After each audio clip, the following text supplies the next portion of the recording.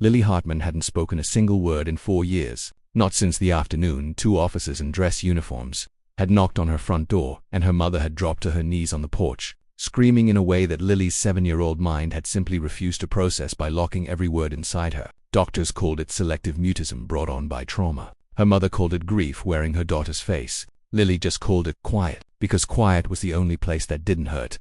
If you've ever believed that some silences can never be broken, stay with me. Because what happened at the base air show that Saturday afternoon will make you question everything you thought you knew about a father's promise. Her mother had almost said no when the invitation came. A special day for military families at the base where Captain Ray Hartman had once been stationed before his F-22 was reported lost during a classified exercise over the Pacific. Wreckage scattered too wide, too deep, for anybody to ever be recovered. But Lily's grandmother insisted, saying the girl needed to remember her father as more than an empty chair at Christmas. And so 11-year-old Lily sat wrapped in her father's old flight jacket, 3 sizes too big, watching jets scream across a bright blue sky she barely registered. Then the announcer's voice crackled over the loudspeaker, introducing the final performance of the day, a solo demonstration by a pilot flying under callsign Venom, and something in Lily's small body went rigid, as if a switch buried deep inside her had suddenly been thrown. Her mother felt her daughter's hand clench around her sleeve. "Mom," Lily whispered, the first sound she had made in 4 years. So faint it was almost lost beneath a roar of jet engines. "That's Daddy's call sign." Her mother's whole body went cold. Venom had been retired the day they held the funeral with an empty casket, a call sign nobody was supposed to use again, a tribute reserved forever for a man believed dead. She told herself it was coincidence. A new pilot simply assigned an old designation nobody had bothered to check, but she couldn't stop staring at the aircraft rolling and diving against the clouds with a precision that felt achingly, impossibly familiar.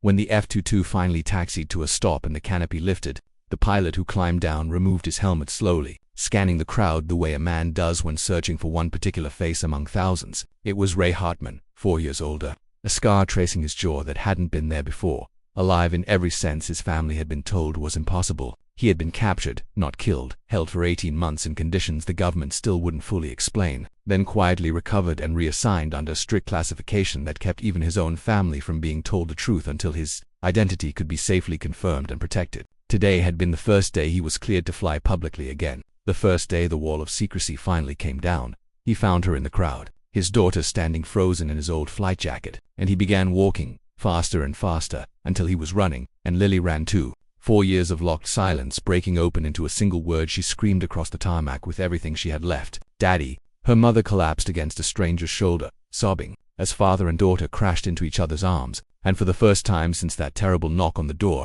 Lily Hartman's world was finally, unbelievably, whole again. If this story moved you, it's because deep down we all carry someone we're still waiting to hear from. A silence we're afraid might never break. Let Lily's story remind you that hope doesn't need to be loud to be real. Sometimes it only needs a single whispered word to change everything. If you believe in reunions that defy every explanation, share this story with someone who needs a little more faith today. Tell us in the comments who you'd run across a runway for, and never stop believing that some goodbyes are only pauses in a much longer story.